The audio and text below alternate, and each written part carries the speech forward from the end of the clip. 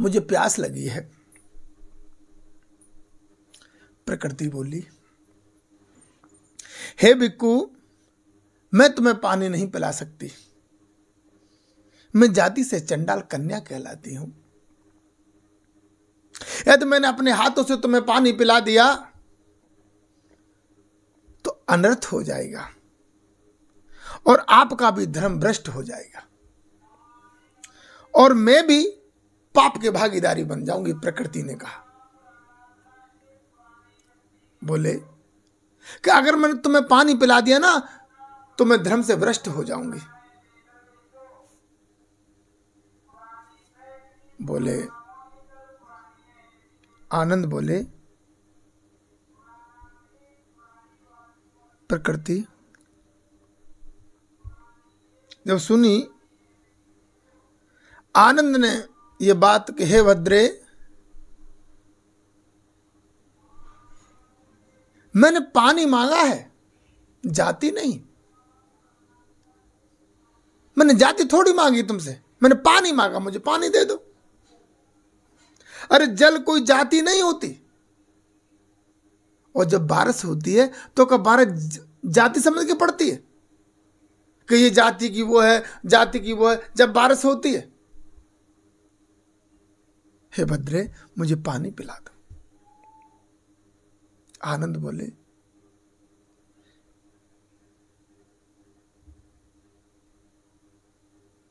कि जो ऊंच और नीच की बात करते हैं ना, उससे बड़ा पाप कोई नहीं है। गिलान का भाव अथवा हीन भाव सबसे बड़ा पाप की हत्या के बराबर है, आत्महत्या के बराबर। क्योंकि ये मनुष्य की अंतःकरण, ये मनुष्य के अंतःकरण का हनन करती है।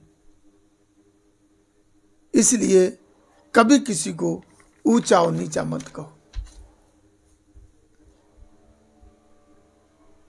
इतनी बात जो आनंद की सुनी प्रकृति बड़ी खुश हो जाती है और वो आनंद को पानी पिला देती है।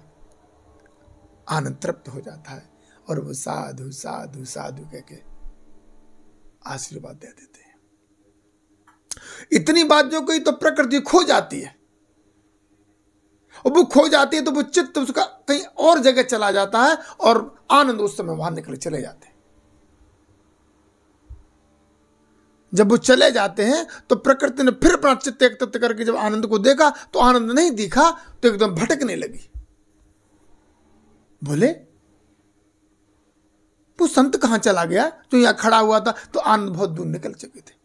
उसी समय वो व्याकुल होने लगी और वो इधर उधर प्रकृति देख रही है, कभी इधर जाती है कभी उधर जाती है और देखती है, व्याकुल हो जाती है। बोले किधर गए आनंद, किधर गए? बार बार इसी बात को उच्चारण करती है।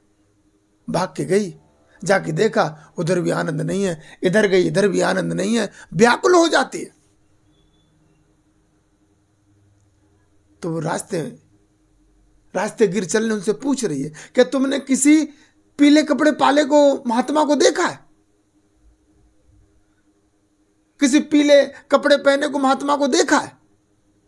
अब जो रास्ते में जा रहे हैं वो कह रहे हैं, अरे बेटी रास्ते में तो जन कितने लोग पीले कपड़े पहन के जा रहे हैं, किसको देखेगी तू? आज प्रकृति इस तरह पागल सी हो जाती है। जब आगे जाके देखती है वो कि एक बुढ़िया बैठी है और बुढ़िया फल बेचती है और जाकर कहती है, मां तुमने यहां पर किसी पीले कपड़े पहने हुए, वस्त्र पहने हुए किसी संत को देखा है? तो बुढ़िया हंस के कहती, बेटी जो बता क्या बात है? तो प्रकृति कहती है कि हे मां,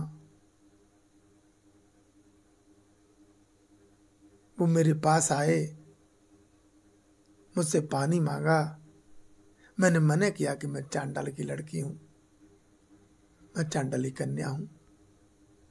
तो उन्होंने मुझे जवाब दिया, हे भद्रे मैंने पानी मांगा, जाती नहीं। मेरे हृदय को वो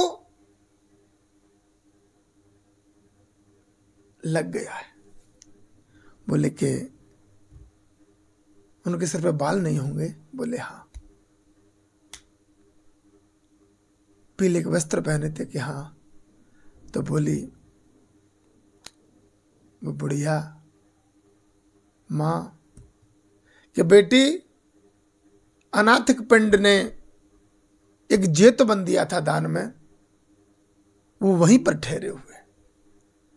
आज वो लड़की वहां जा पहुंच जाती है प्रकृति, और जाकर के देखती है तो वहां पे सब बहुत भिक्खु संग बैठा हुआ है। और इतना देख करके वो प्रकृति वापस अपने घर आ जाती है। जब मां ने आता हुआ देखा, बेटी बेटी आज कौन सी बात है, तू बोल भी नहीं रही है मुझसे, सुबह से खाना भी नहीं खाया, और आकर तू मां कहती था, तूने मां भी नहीं कही मुझसे, बात क्या हो गई है? पर बेटी ने कोई जवाब नहीं दिया, क्योंकि बेटी तो कुछ और ही गम में खो चुकी थी। प्रकृति मुंह बंद, कुछ नहीं बोलती। मां फिर कहती है कि बेटी आज बात क्या होगी, तू बोलती नहीं है मुझसे। तब प्रकृति कहती है, मां आज मैंने एक संत को देखा, उस संत ने मुझसे कहा कि हे भद्रे मुझे पानी पिला दो।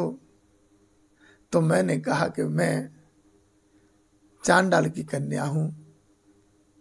तो वो कहता है मुझसे कि मैंने पानी मांगा जाती नहीं। तो मेरे दिल को ये बात चुभ गई मां, और मैं उनसे प्रेम कर बैठी। मां समझाती है कि बेटी नहीं, तुम चांद डालो, तुमने बताया ना? बोले हाँ मां, मैंने बताया था कि मैं चांद डालू, क्या पता वो भी चांडाल हो। बोले नहीं बेटी, हम तेरे बराबर वाले शादी करेंगे, वो तुझे स्वीकार नहीं करेंगे। कहने लगे मां अब तो कुछ भी हो, मैंने दिल तो उसी संत को दे दिया, मां मैं किसी शादी नहीं करूंगी। मां ने बहुत समझाया मगर बेटी नहीं मानी। बार बार मां समझा रही है कि बेटी मान जा, वो तेरे बराबर का नहीं, तुझे स्वीकार नहीं करेगा, तुझसे शादी नहीं करेगा, क्योंकि वो उच्च कोटि का है, तू निम्न कोटि की है। कहने लगे मां अब मैं शादी करूंगी तो उसी संत से करूंगी, मैं किसी शादी नहीं करूंगी। मां ने बहुत समझाया मगर बेटी नहीं मानी। कहले वो कौन है?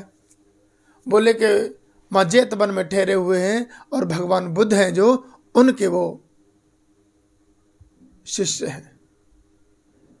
एकदम मतंगी कहने लगी, अरे बेटी वो तो ब्रह्मचर्य का पालन करते हैं, वो तो उससे कभी शादी भी नहीं करेंगे।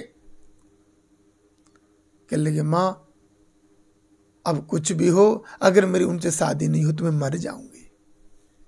जब इतनी बात आई तो मतंगी कहने लगी, बेटी कोई बात नहीं, आज हम आनंद को अपने घर भोजन के लिए बुलाएंगे।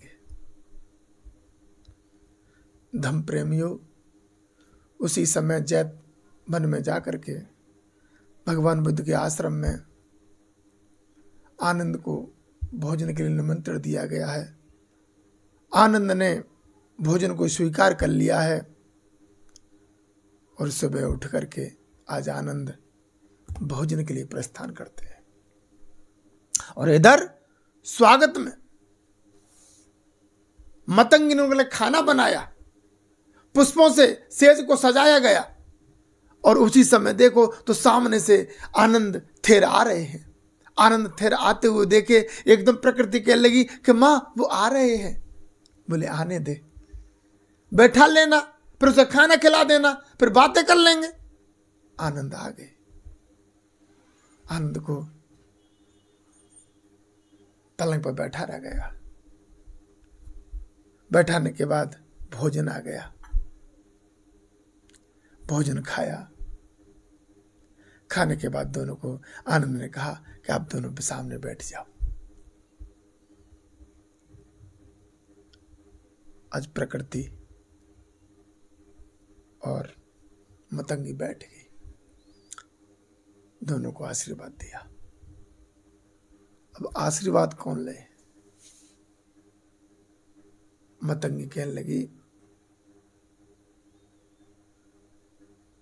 हे भिक्खु, हमारी बेटी है, प्रकृति ने तुमको परसों देख लिया था और वो तुमसे शादी करना चाहती है। तुम पे सारा नौछावर कर चुकी है वो। आनंद ने कहने लगा, मां, हम तो ब्रह्मचर्य का पालन करते, हम शादी नहीं करेंगे। अरे मां, शादी की बात तो छोड़ो, हम तो किसी बेटी की तरह नजर उठा के देख भी नहीं सकते। शादी की तो बाद की बात रही। प्रकृति दूसरे रूम में थी। मां ने आके कहा, बेटी, आनंद मने कर रहे हैं, वो शादी नहीं करेंगे।